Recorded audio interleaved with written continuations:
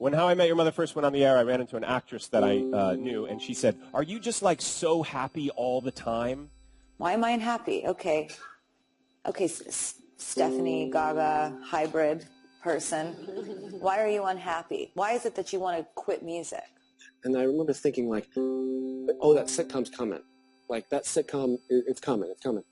And when I got it, I mean, I wouldn't say it was a depression, but you kind of go through a disappointment because that fame or that thing didn't satisfy the way you thought it was going to satisfy. I had bought into the not uncommon notion that when I taste success, when I get over there, then I'll be happy. But the strangest thing happened. As the show got more successful, I got more depressed.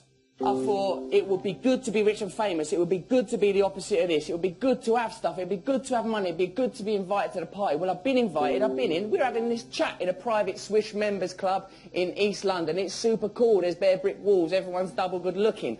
But I've been inside now. I've seen the other side of the looking glass. It ain't fucking worth it. It's not good. It don't feed your soul. I still feel empty inside. I had everything a man could want, even then. I was a millionaire. I had beautiful women in my life. I had cars, a house, an incredible, a solid gold career, and a future. And yet, on a daily basis, I wanted to commit suicide. As a Beatle, we made it, and there was nothing to do. We had money, we had fame, and there was no joy. The media told me every day, and it's telling you every day, what it is to be successful.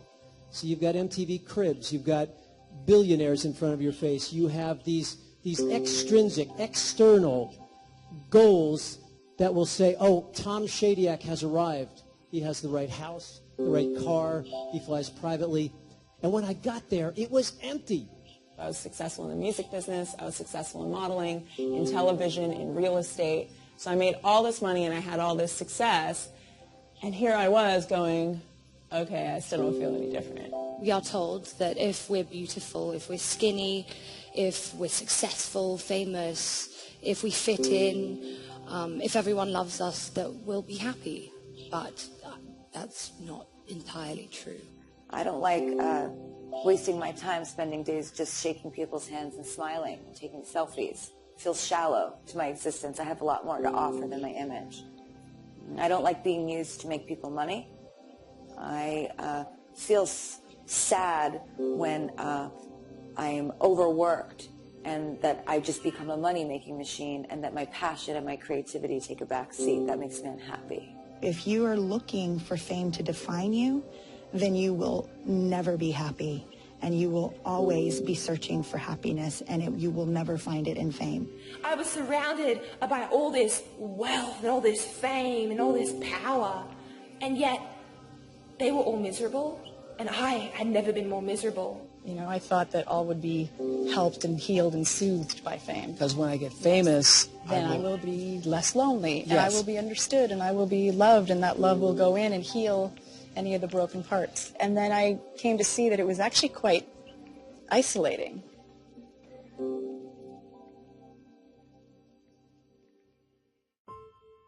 The most important journey I think all of us will go through is the journey in ourselves, to find our truth, to find who we are and what makes us happy. I saw that if I wanted to live with myself, I was going to have to work on myself. So what did I do? I started to say no. I'm not doing that.